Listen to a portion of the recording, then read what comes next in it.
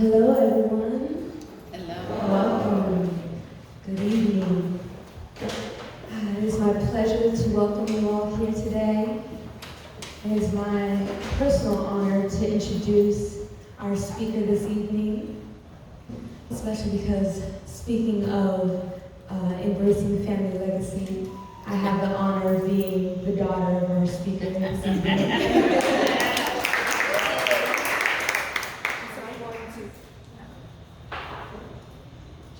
Can you hear me? No. I don't know what happened. All right, no mind. Is that better? Yes. Perfect. So I'm going to introduce her by reading her bio. Naila Muid, aka Nubia, is the owner of Divine Variations, which spans 3 industries: education, arts and culture, and retail. Naila is an inspirational speaker, entrepreneur, author, consultant, coach, and poet whose works revolve around principles of psychology, spirituality, and creative expression. Her work is soul-stirring and connects audiences to a deeper sense of purpose. She has traveled to 6 continents, and she has been a featured speaker, author, and artist across Los Angeles, Las Vegas, San Diego, Seattle, and New York. She has performed in Paris, Sydney, Dubai, and Egypt. As Divine Variations, Naila has developed and facilitated the Manifesting Impact and Healing Through Writing workshops and the Building Bridges program, produced the Rhythm of the Heart and Agape Poetry Jam. She has created a board game and published 3 books. She is currently developing a workbook for the new paradigm for education. She services on consulting teams, servicing clients ranging from the Getty Museum, LA Philharmonic, Glendale Library Arts and Culture, the City of Pasadena, to local community organizations and colleges. Naila is available for coaching, consulting, and engagements, and can be reached at divinevariations@gmail.com. Without further ado, Naila Muid.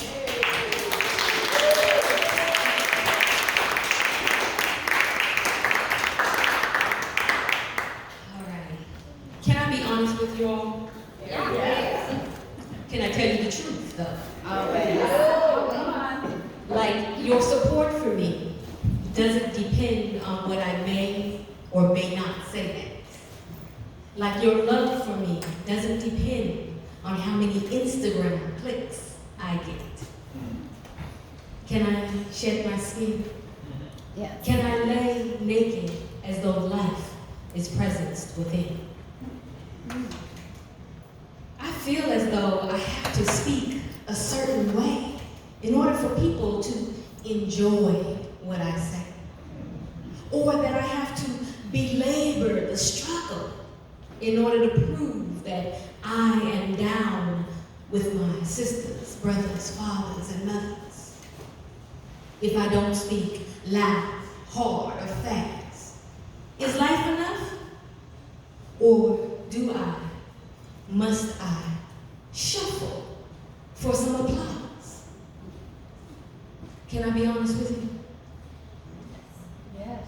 Thank you. I see some of you thinking about it.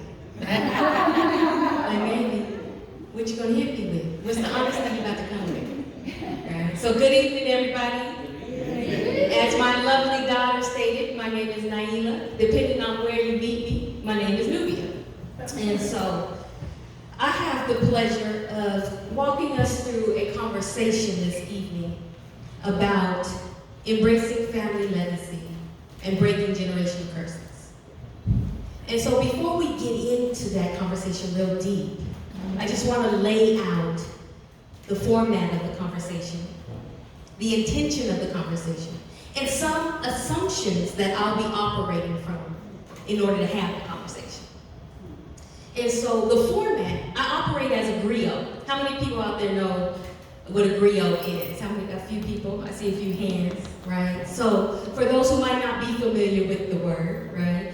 In a lot of African traditions, there is the storyteller who holds the keys of the history. And it's often an oral history, right?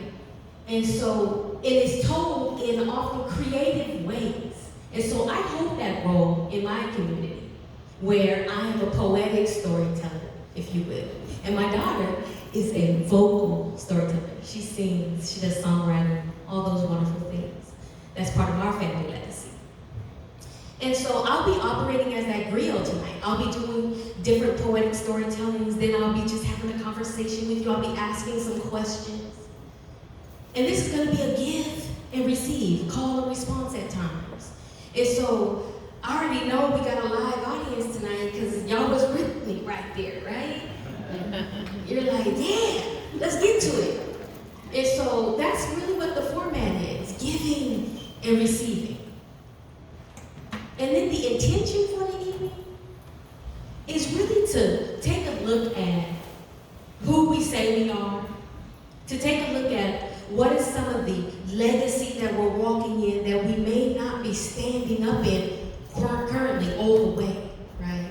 It's to take a look at how we are community members, community leaders, service providers, heads of families, and we all deserve and are called to heal so that we can stand up taller for those who are depending on us, for those who are put into our charge, right? And so the intention for this evening is to really begin to take a look at some different things in our lives. Now, I'm not going to be calling you to say, what's going on in your life? It's not a therapy session, right? It's not individual. I would never do that in a public setting, right? But I'm going to use my life story as a way to spur that thought in you and to encourage you to go deeper in your own personal time, to take a look at, to do some assessment, if you will, to do some forgiveness, if you will, to do some acceptance and some contribution, right? And a little bit later, I have some handouts I'm going to pass out. And so some of the assumptions, let me tell you a little bit about some of these assumptions that I'll be operating on. Just so you know in advance some of my thoughts. And so, one is really being able to get tools that you can use in your personal and professional life, right? So it's not just about having a conversation. This is about being able to look at these tools that you can then go and use, right, to apply to your life. And there's an assumption that no matter what relationship you currently have with your family, whether it's a good relationship and you speak to your family, or you never want to see your family again, no matter where you fall in between them, they have played a role in your life. Right? They play a role in who you are, in how you walk, how you interact, and how you relate with other people. Right? And so we want to begin taking a deeper look at that.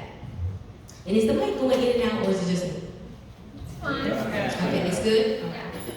So, another assumption that we're looking at is that no matter where we are in our transformational journey, no matter where we are in our self-realization, we all have a greater capacity to expand, right? And let's just think of life from 0 to 360, okay? And along that continuum, we keep going around and around. And we find ourselves back at the beginning when we've completed a certain journey or a certain cycle, right? And so there are different things that we get to look at with each time that we complete that circle and that journey. And so I invite you to go deeper. No matter how much work you've done, go deeper. Another assumption, the earth is a schoolyard. We come here as souls to realize who we are, to lighten up, if you will, to expand and evolve in consciousness. And in that process, we come in to often a lot of different things that are going to challenge us in this schoolyard called Earth. And so we're here to grow, to learn, to expand. And sometimes that's uncomfortable. And other times, it's very pleasant, right? And so I challenge us to really begin looking at what's coming up. And another assumption, the last assumption, there are rules that govern life, right? Some people call them universal laws. Some people call them principles on which life is resting. But there are definite rules that you can see. And one of them that we're going to look at is mentalism, that everything comes from thought. There's nothing that is existing right here that wasn't a thought before it was actualized. Not one thing. So everything is thought. And then the next one we're going to be looking at is the law of consequence. Cause and effect, if you will. For every cause, there is an effect. If there's an effect, there is a cause for that effect. And so we're going to begin looking deeper at some of those causes that are fruiting our garden of our life, if you will. So before I go on, any questions about any of those assumptions that we're going to be looking at today? No? Cool. All right. And my daughter, Malika, she is going to be going around with the microphone when somebody has questions. Right? So if you have a question, you just raise your hand and she'll bring the mic over to you. She's so wonderful like that. Everybody give her a hand.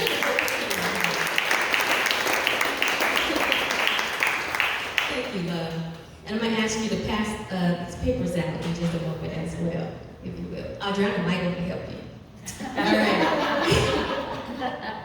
So, jumping into the conversation now. All right?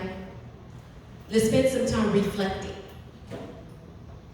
And I'm going to ask you a question that after I do some poetic storytelling, I'm going to invite different people to give their answers for this question. All right, so this first question. What were the key failures of the civil rights movement? A lot of people are like, oh, it was a failure? Wait a minute, what you mean? What were the key failures of the civil rights movement? All right? And so I'm going to do some poetic storytelling first while you ponder that, if you will.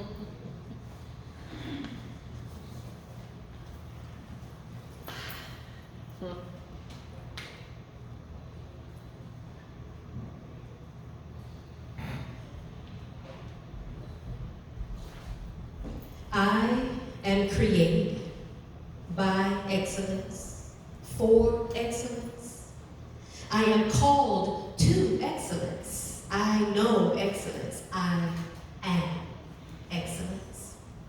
Yet I have been supping at the teat of mediocrity, filling up on creative hypocrisy, being fed bulls and emptiness, becoming obese through a diet with no nutrients, eating that is useless, empty, starving to death.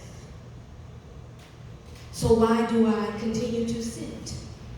Remain in a place that assumes and assures death, a place that contains no common sense, a place that demands full allegiance to my unfulfillment, and furthermore, offers no deference. And yet, at this table, I sit. My deliverance is through excellence, yet I sup at the teat of mediocrity for a chance at social relevance, a chance to be seen as worthy, a chance for misguided glory, a chance to share a false story, Lordy, supping at the teat of mediocrity is a full-time endeavor, demanding my attention on increasing my mentions, instigating likes and begging for friends. And all the while, excellence waits within. Shall we listen? As a new day begins, I am invited and offered, once again, the opportunity to know myself, to dine on treasures untold, to behold the glory, to behold true glory from within. Saffron-filled moments blessing my existence, luxurious feasts of excellence, and yet I sup at the teat of mediocrity. I wrote that piece from the perspective of what is seen as the Black community. You know, we have a lot of conversations out there on Black excellence, you know, but when there's a common conversation in the media, it's often one of mediocrity, if not poverty. And it's really time for us to think differently and have a conversation about that excellence. And so, let me come back to that question I asked a few minutes ago. What was the civil rights failures, right? What were the movement's failures, if you will? And so, I got some ideas on here, and I'm going to leave those until after I hear from some of y'all. Because I don't hold myself to be an expert over anything except myself, right? So just by a show of hands, who has some things to share on this topic, on the failures of the civil rights movement? And so we're gonna go 1 in the beret, 2 in the Nipsey, 3 in the lots right here, 4 in the back. You say your name if you as you speak, and then we're gonna go 5, 6. All right? So who remembers their numbers? 1, 2, 3, 4, 5, 6. All right. Hi, I'm Megan. One of the failures I kind of speak on a lot, and I think is still an issue till this day, is I feel like a lot of us Black people really don't believe in our superiority. Because inside, I feel like a lot of us always have and still feel inferior. From the psychological slavery that white men has embedded in us, since they took us from the homeland. I feel like we never really deserved our freedoms that we always claimed that we wanted. And we allowed a lot of the sacrifices that past kings and queens to put fear in us rather than elevate us. Mm-hmm. Yes, thank you, Megan. Yeah, give it up. Give it up. So that was juicy. You touched on a lot there. And you said our superiority. So that superiority versus inferiority conversation is deep. And I just planted this seed of even stepping beyond that conversation into just sovereignty. You know, where nobody has to be superior or inferior, but we all know our sovereignty, if you will. You know what I mean? But definitely, where a lot of people, when you're talking about Black history, want to start at the creation of the United States. And it's like, what? Like, you're missing like many errors before that young conversation starts. So thank you for that, Megan. Nipsey. Okay. Let's see. Can you hear me? Is the light green? There it is. Now it's on. Thank you. I got this. Yes, R.I.P. My name is Colin, and to answer your question, or to at least give my thoughts on your question, I personally think that it was integration. That's what fucked it all up. To keep it that way. If we would have done separate but equal, and actually things were actually equal, and we kept everything in our community and kept everything going and thriving, we would have been millionaires. You know, we was already doing it with Black Wall Street. So it was already happening, but some people didn't like what they saw. Therefore, they did what they did. As you may know, some of you may know, I don't know. I'm not gonna assume, but that's my thoughts about it, is the integration. Yes, thank you. Was it Colin? Yes, thank you. And so, I'm going to speak on that a little bit after everybody shares, but completely that idea of integration, which was a false integration, it was not a true integration. Had it been a true integration, if you will, the fruits would have been different. You know, so definitely integration is, as it was called, one of the key failures for sure. All right. So I'm glad. My name is Brian. I'm so glad that Colin brought that up. So yes, absolutely. Our failures during that era were, one, the pursuit of integration, because with Plessy versus Ferguson, we were given an opportunity to either fight for equality or integration because it was set up for equal, and we refused to fight for equality. And unfortunately, most of the leaders realized that far too late. It was also our insistence on passivity. It was also, I would say, some of the key allyships that we engaged in. Definitely. Okay. Go ahead. Give him some love. Say your name for me. Okay. Yes, I love this. Everybody saying a mouthful. You know what I mean? That idea of equality. And nowadays you'll hear a lot of equity, right? And really seeking equity, which is really putting into practice systems that realize our equality, if you will. And so we'll speak on that in a moment as well. Hello everyone, I'm Kubrat. Love what everyone has said so far. I just wanted to put that out there. Say your name again. Kubrat. Yes. For me, I would definitely have to say systems to keep it going, like, mechanisms or some sort of organization within households or schools or something to kind of keep the core of what the movement was about going, despite being dismantled. I don't know if that makes sense, but that's kind of where my headspace is at, just something to kind of keep it pushing forward, trying to think of like all the ways that it could have fell down or broke down and trying to come up with ways to combat that, if that makes sense. Yes, thank you. Definitely, we talk about systems. Systems and institutions, if you will. And I think I saw your hand earlier. Do you want to, yes, right here, the lovely, wonderful, right behind you here. Yes. Hi, my name is Uganis.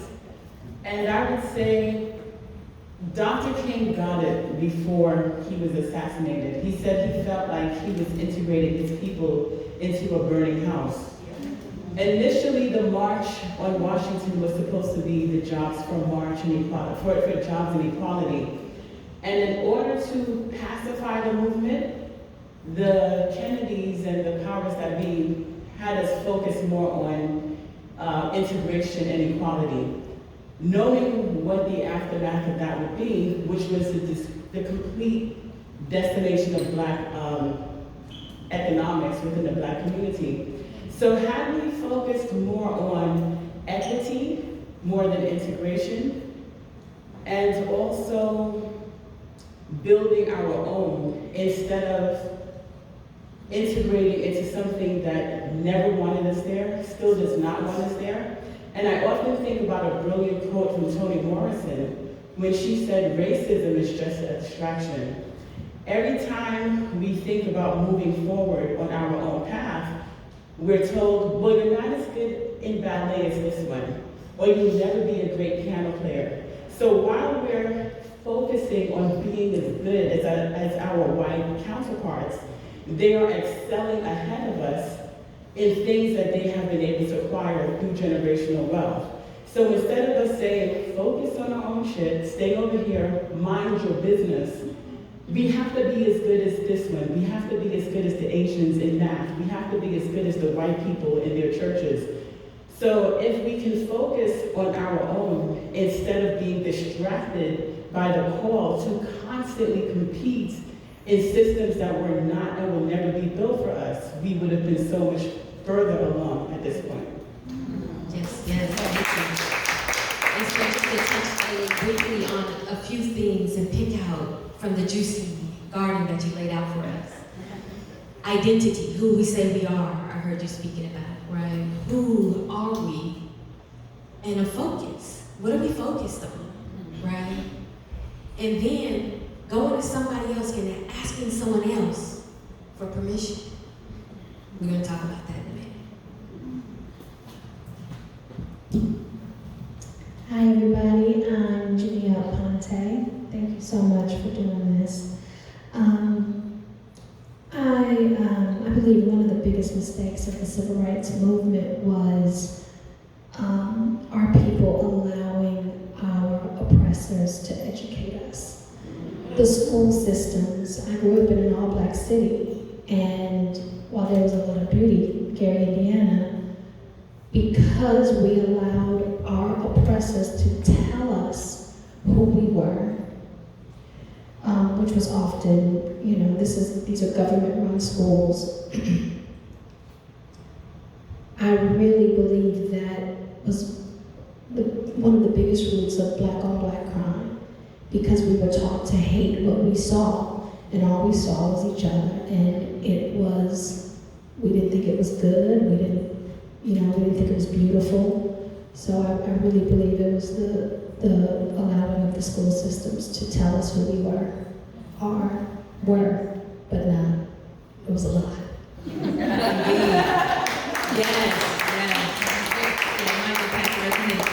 And just to speak briefly on what some of the things you said, that education, so key.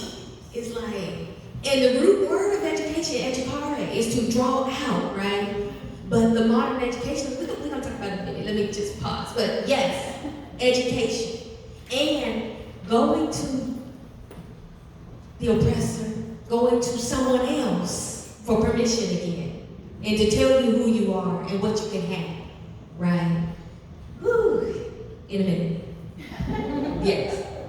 So many issues with the civil rights movement. I agree with. I was going to say a little piece of what everybody said. I totally agree with everything.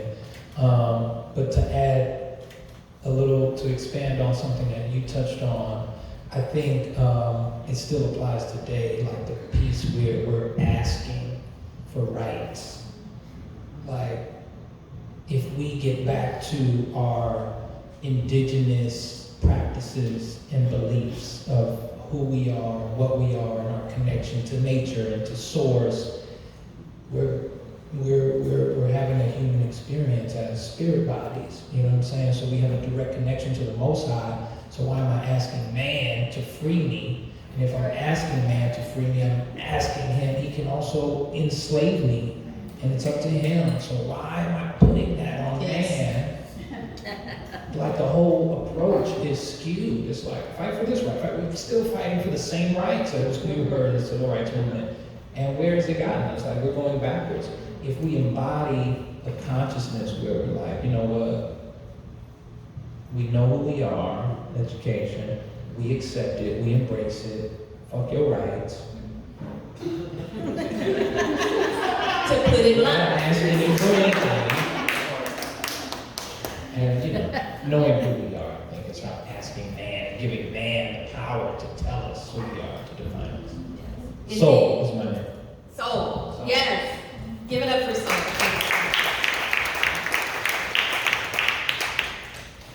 And so, before I jump in deeper, if you will, because y'all laid it out. I'm going to jump in deeper. I'm going to do some poetic storytelling. Oh, okay. Before I do that, if you could, Prentice, come on up here. Come get the mic. Come get the mic.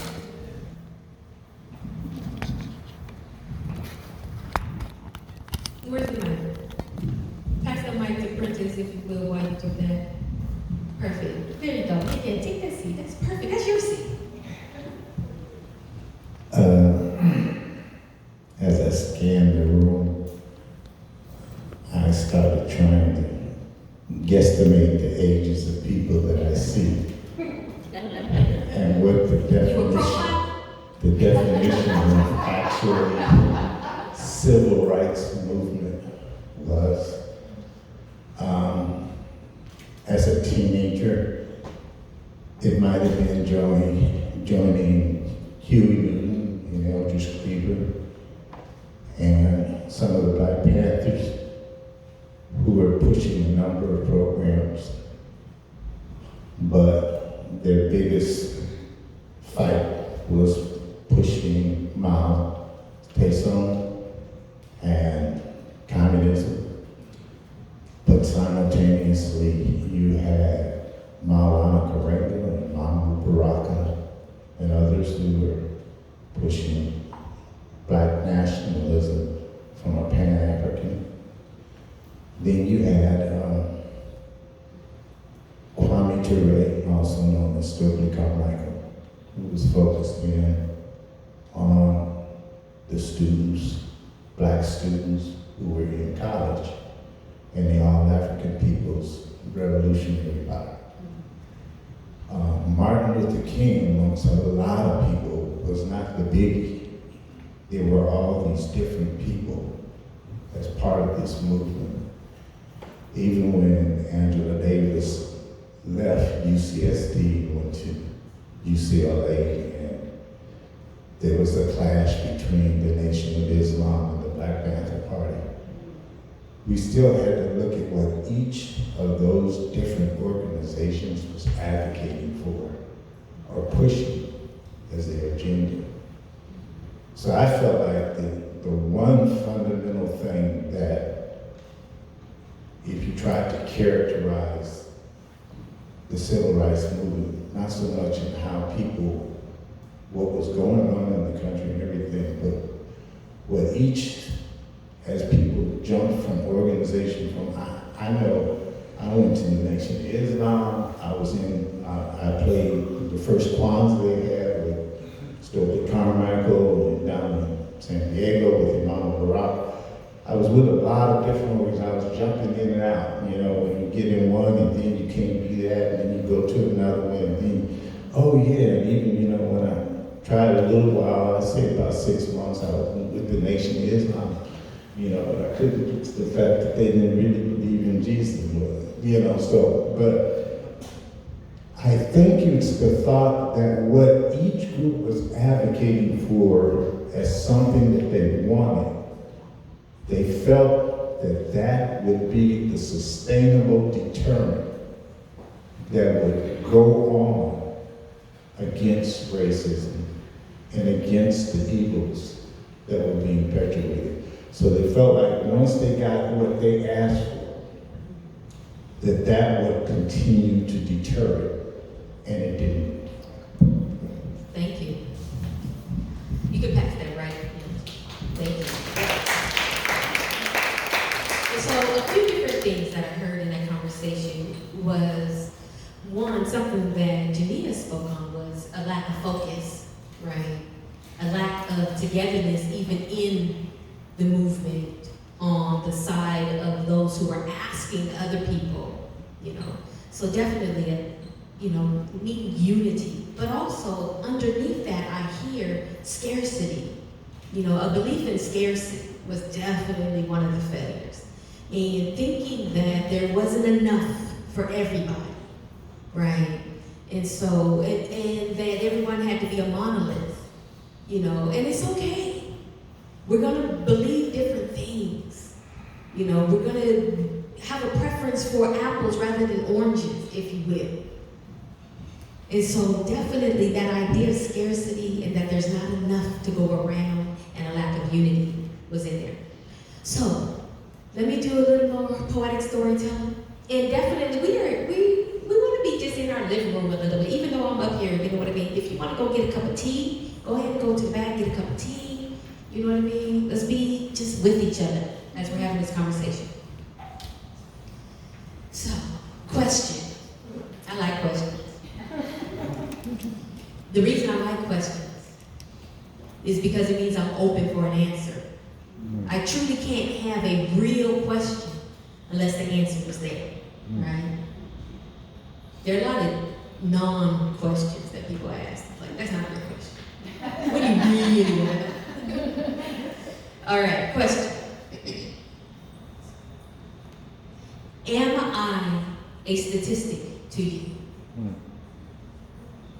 Like Black Lives Matter when it's time for your equal rights? Am I a promotion for you? Like cool monkeys in the jungle, or wipe my beautiful brown clean by fading to white? Do you see me as part of your community, or a commodity, or an oddity or comedy? Does my life hold meaning in your eyes? Does the meaning of my thighs hold the same value as your life? Is there a target on my back, or my head, or my bed that suggests I exist as your sport? You would have me on couches crying out, "Me too," for a chance to be in your play as strange fruit. Do I register in your mind as beautiful, valuable, intellectual, or capable? Or my cultural artifacts simply the spoils of your war? Like obelisks honoring Louis XV, or Sekhmet in the Louvre. You wear my culture as nothing more than a moose head above your mantle. Is my neighborhood not sacred? Don't I deserve to be represented? How do you see me? Does it matter if I have clean food to eat? Whether I have decent, relevant, modern, and historical books to read? Clean streets, parks, or a beach? What about a library? Does that meet with how you see my needs? What about music in my schools, or gymnasiums and recreation? What about banks that back me, or businesses that promote me, and investments that support me? What about statues that honor me? Or, at the very least, don't celebrate the defeat of those who look like me? How do you see me? Is that really your responsibility? Question.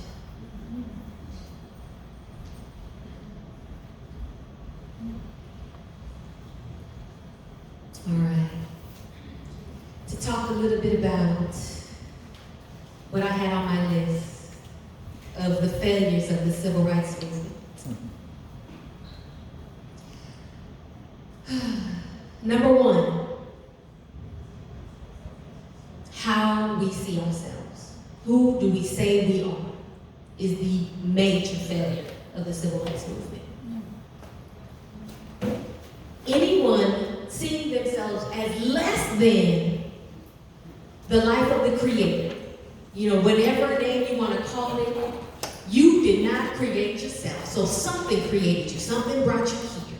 And if you see yourself as anything less than the life of the Creator, you are seeing yourself as less than, and are already stepping out on a false premise, right? First major failure. Second, Black people supporting Black institutions. A few people touched on that one, right? So before the civil rights movement, and this is going to go into the next one too, excellence in our schools and institutions. So before the civil rights movement, the best teachers in the Black community were teaching Black kids. The best doctors were servicing Black folks. The best of everything was in-house. But once integration hit, all of that was spread out and hired out by other communities that now have the best of the Black community, right? And that in itself is not a problem. The problem was then that Black folks no longer had access to that excellence, right? Because they were still trying to be like somebody else, because because they still didn't see themselves as an emanation of the Creator. Right? So it's all going to go back to that. You know, because no one can oppress you unless you see yourself as being capable of oppression. And that's a mouthful that we can break down later. No one can oppress you unless you see yourself as capable of being oppressed. Right? And so because we didn't have the unity that someone spoke on, because we didn't have focus, our community was able to be scattered. And we no longer had access to our own excellence, if you will. All right, one more point. The impact on the Black family. Right? If you don't have a community to hold you, it really does take a village to raise a child. Individuals cannot raise healthy children by themselves. And so what do we see as the commonality across the Black community? Right? A lot of dis-ease. A lot of unhealthy mental, physical, spiritual, social, financial realities. I wouldn't even say as a collective that we're thriving creatively. Because a lot of the creativity of the Black community gets pimped out. Right? Sold to the highest bidder, and hey, you want me to get up there and look like a buffoon? I'll do that for $1 million, cool. Rather than something that educates, rather than something that draws out, rather than something that speaks to your soul, calls forth your walk, right? Because that's the true purpose of entertainment, is to touch your soul. And we definitely need to get back there. So, that's what, for me, are the top 4 failures of the Civil Rights Movement. And we get to do something about that. We get to do something about that. By seeing ourselves as whole, by seeing ourselves as who we are. And so I'm going to pass these handouts out. If you could just give some to the people in the row and then let it pass it down. And so in here, we're going to see some tools that are useful in looking at this information, looking at how we play a part in that being a reality. How do we, living our lives, play a part in that reality? And you can, leave them on the chair. If you didn't get one, just raise your hand.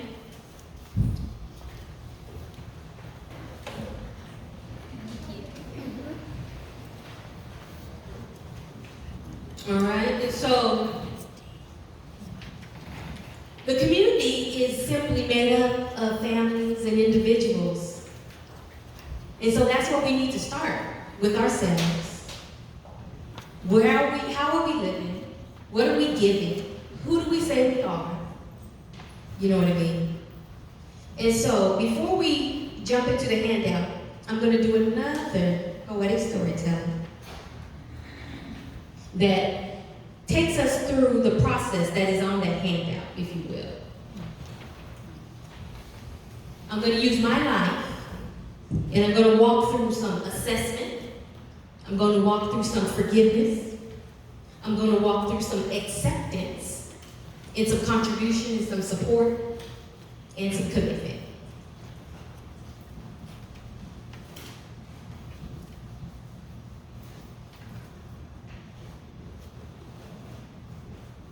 This piece is called Spread Your Wings.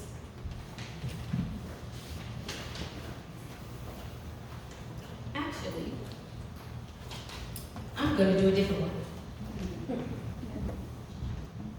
I feel this one calling. This one is called Ride or Rise. And so I invite you to think about the metaphor of water and waves and tides, and how the power of the tide really lays in our ability to either ride it or to rise up on it. When we ride it, we stay right there at the level of the tide, right? And it can take us out. But when we rise up on it, we can ride it on top, and we use it to elevate. And so think of memories like a tide, if you will. Your memories can take you out, or they can lift you up. All right? It is up to us whether we stay at the level of the memory or if we rise above the memory. I might need some spectacles for this one.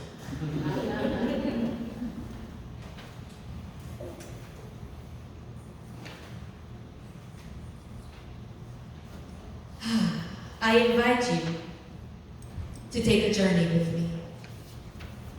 Maybe you can't hear me if I start out saying, roses are red and violets are blue.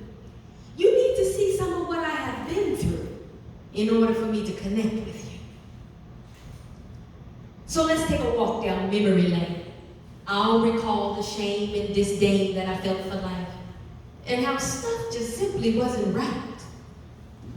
But I'm not gonna go too deep. When you dig that trench, you really have to watch your own feet. But that's all right. I'm gonna lay a bridge over here to the side for us to rise when the time is right. But for now, let's go ahead and ride on this tide. If I go back far enough in my memories, I reach a wall behind which everything appears to be hollow. It seems to me it just might be that I built this wall to protect us all from the guilt and the shame, from the repercussions of blame, from the retribution too gritty to name. You see, pain shows many favorites, but honors no sense of privilege. It is doled out equally to the rich and those struck with poverty. Honestly, I think some of the rich have more pain to deal with, thinking that money would heal all that itch. But in reality, it just dug a deeper ditch. Go back to my itch. We're still riding. Somewhere along the way, my heart grew hard, calloused by my battle scars, accompanied by my fascination with causing lacerations. A fist to the lip and that jaw got split. I actually enjoyed the sport of it, but alone at night was horrific.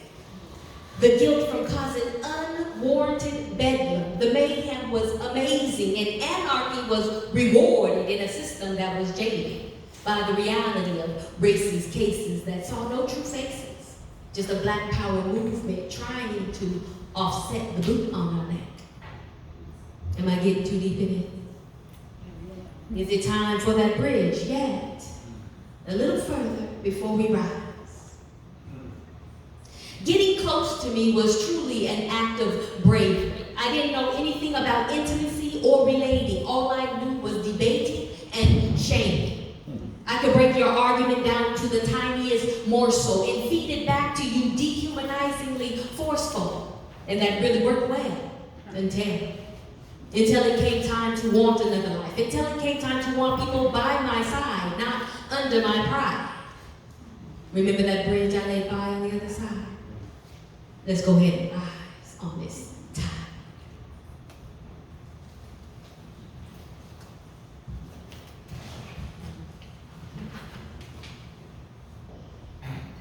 The decision to release the pain left me in position to offer true gain.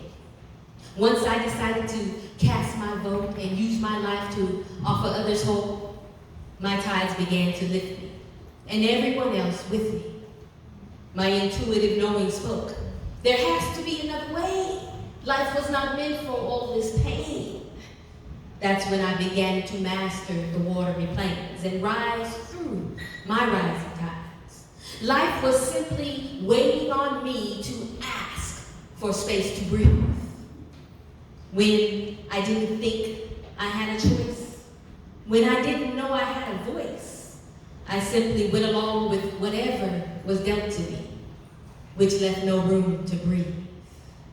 Now that I have a legacy through my artistry and my ability to speak, I can ride or rise on my rising tides. So what are you gonna do? Ride or rise? Because your tides are rising too. That's that piece.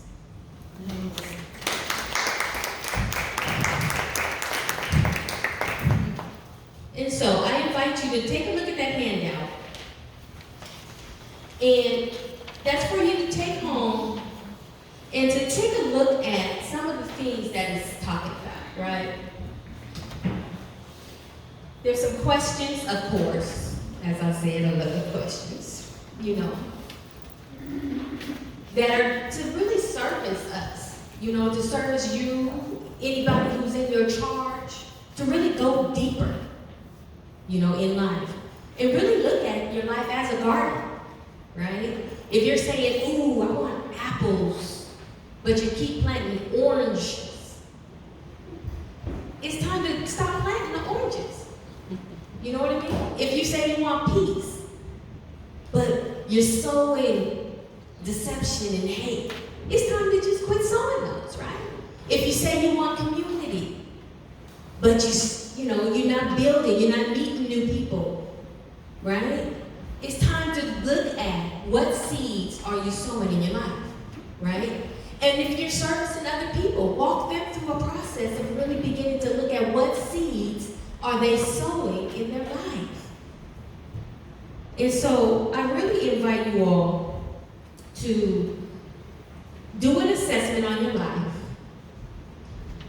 and then move into that number 2. After you do that assessment, really look at forgiveness work. A lot of people have a misconception about what it means to forgive.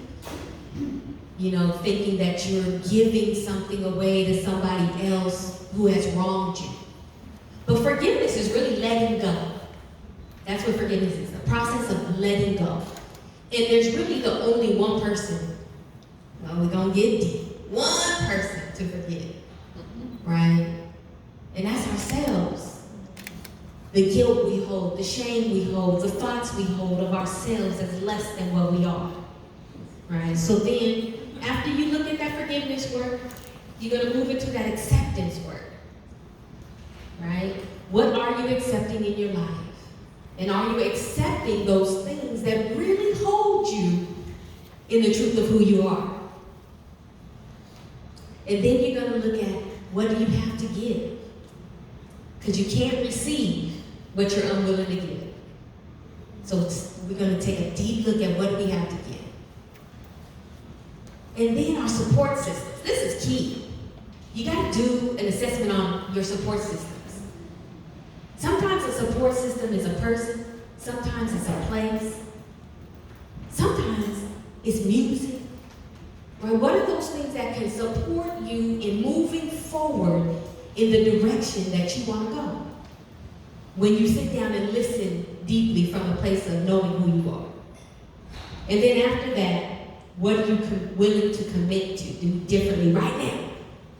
Not about in the future, about right now. What can you do differently?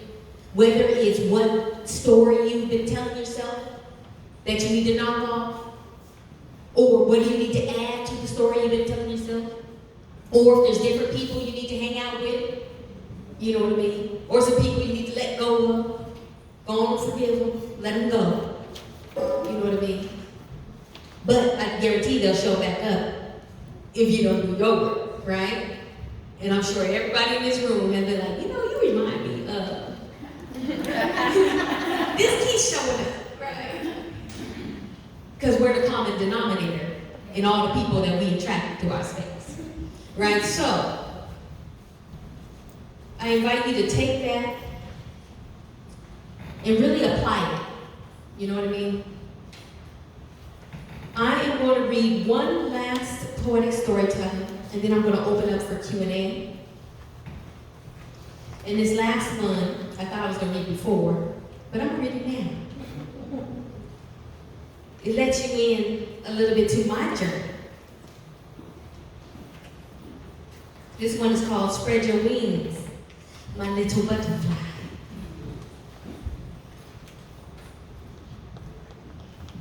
This one's funny a little bit. Woo, funny, not funny.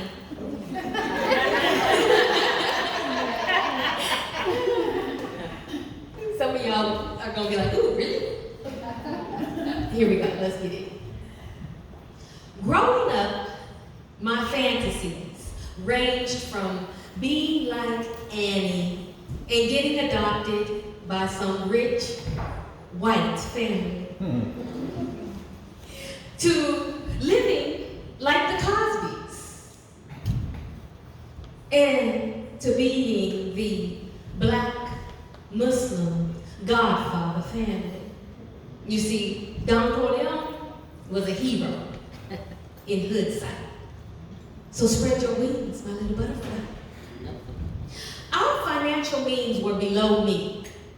There was a whole lot of wanting and haunting and very little rewarding. It was low-key traumatizing. You see, I grew up in my own isolated village. There were 9 of us. And then there were 8. I never understood why my mom had to leave and why I had so much anxiety.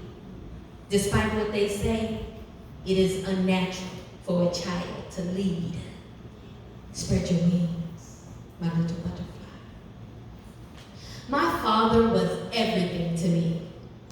We went grocery shopping, restaurant hopping, and when I won the best report card, I got whatever I wanted. With my older brothers, I went ninja knocking. Ooh, they were such a bad influence on me. My older sister, well, she did my hair sometimes.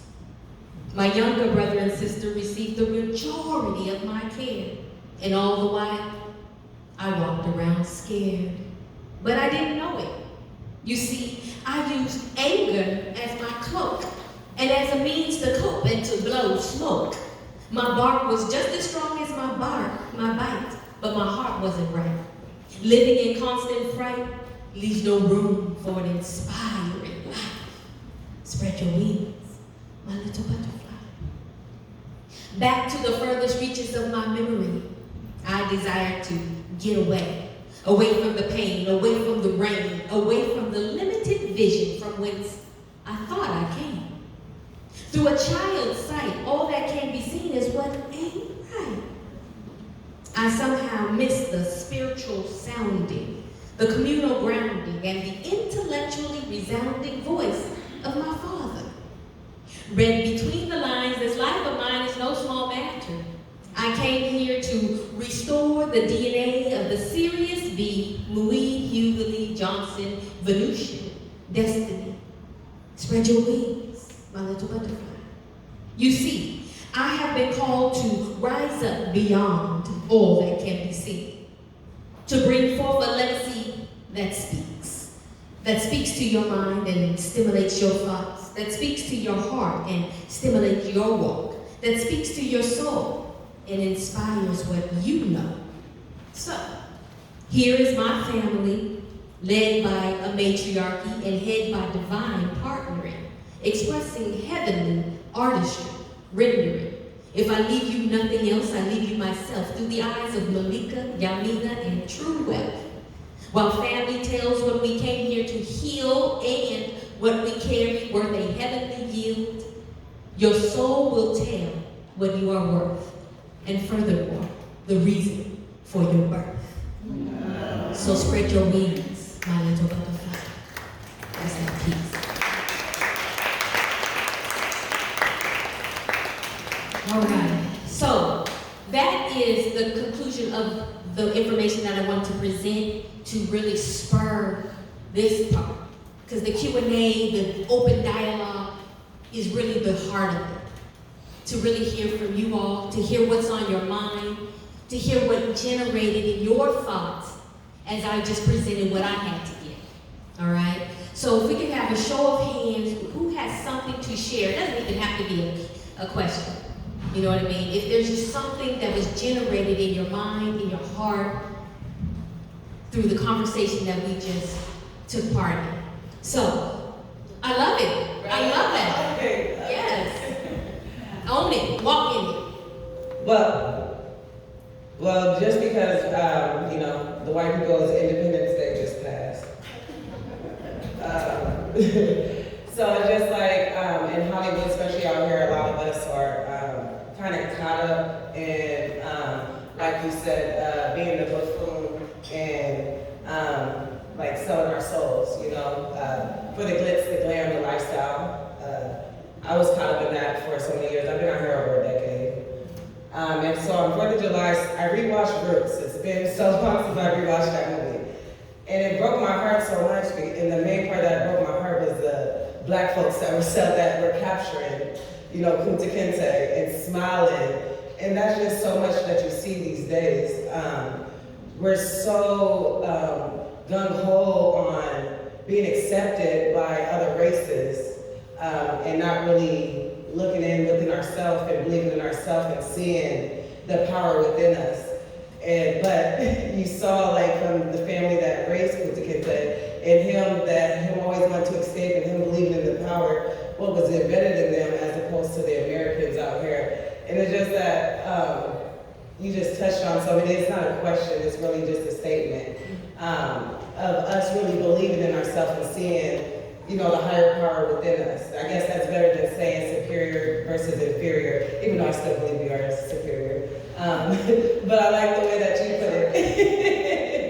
And it's just like, I just feel like, I don't know what it is that we can do for us to really all just as a collective believe in that power that we hold within ourselves. And I feel like once we really start believing in that is when we really start elevating as a collective. But, you know, living out here in Hollywood and LA, it's kind of hard to like grasp that and see that. Yes, thank you for that. Yeah, and over here, I think that, you know, as long as just to touch on a couple things you said, as long as we're in that conversation of looking out here for answers, there's going to be a problem to solve, right? Because we put the problem there by looking out rather than looking within to draw out, right? And so I think the conversation of the superior and inferior, hey, it is what it is. You know what I mean? I definitely promote sovereignty for everybody. I know that everyone is a child of God. And I believe that there's enough to go around and everything has a role. Everything has something to contribute that will make this thing lift off to the fifth dimension. You know what I mean? And so, whether we believe in superiority or inferiority,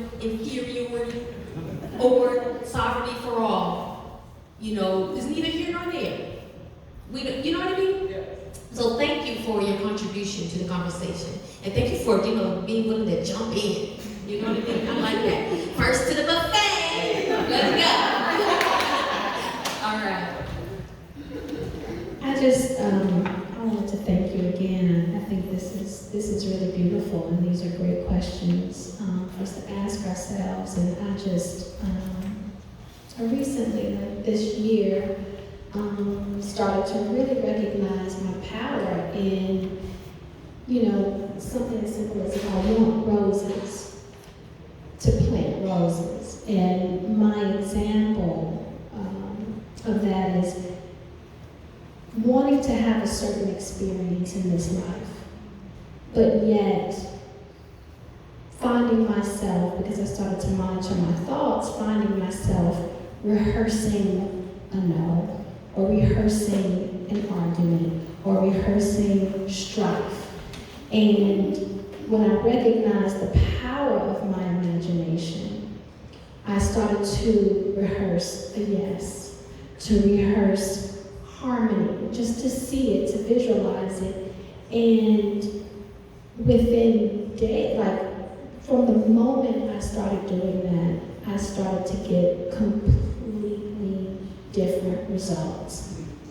So I think, you know, whatever we desire, if we take the time to really imagine it, I love how you put it, plant roses, to really imagine those things coming into our experience, that is exactly what we get, you know? So thank you. Yeah, thank you. And I love how you put it. It's like rehearsing the no, which is actually putting it there, right? And rehearsing the argument. I know we've all found ourselves having conversations in our head with somebody before we actually have the conversation and prepared for everything they're going to say. You know, and it's time for us to realize the power of our thought is so key because we actually energetically put that there to be in the space, whether it was really there or not. Because sometimes what they said, we didn't even hear what they said. We heard what we were saying before we got to the conversation.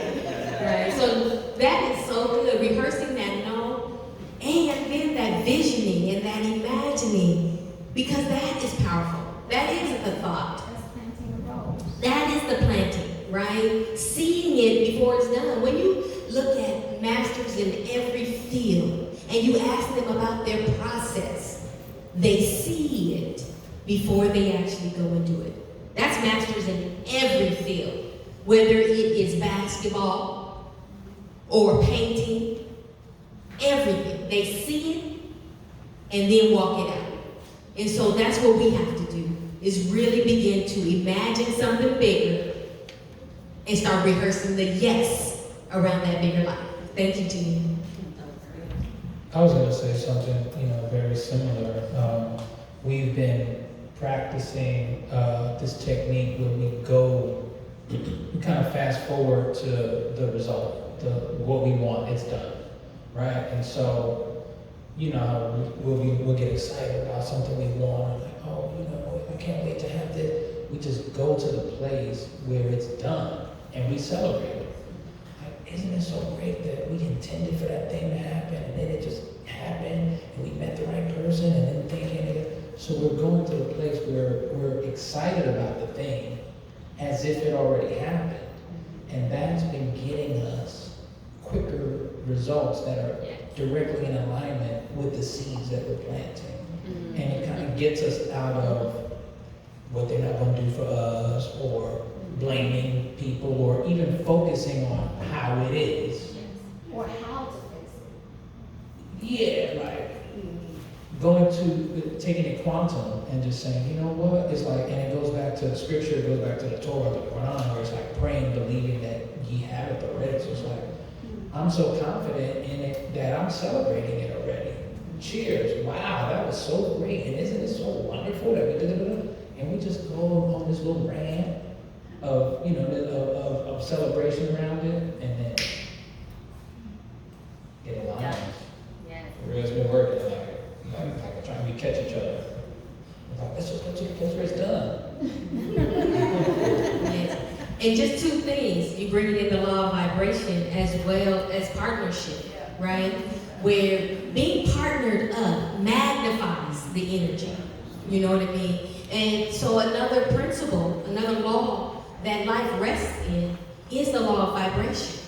Everything has an energy, everything holds a vibration. And in order for you to share space with anything, you gotta hold the same vibration as that you're trying to share space with.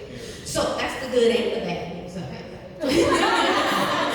Right? Because you're like, oh, these people are so negative. Well, guess what, honey? Right? But on the flip, if you're like, oh, these people are so brilliant. Well, guess what, honey? So are you. Right? And so I love that. The law of vibration, but also partnering up. And that's where, look at your support systems. What other partners can you invite in, right? Yeah, I'm curious to kind of hear your thoughts about, you talk about making space to breathe.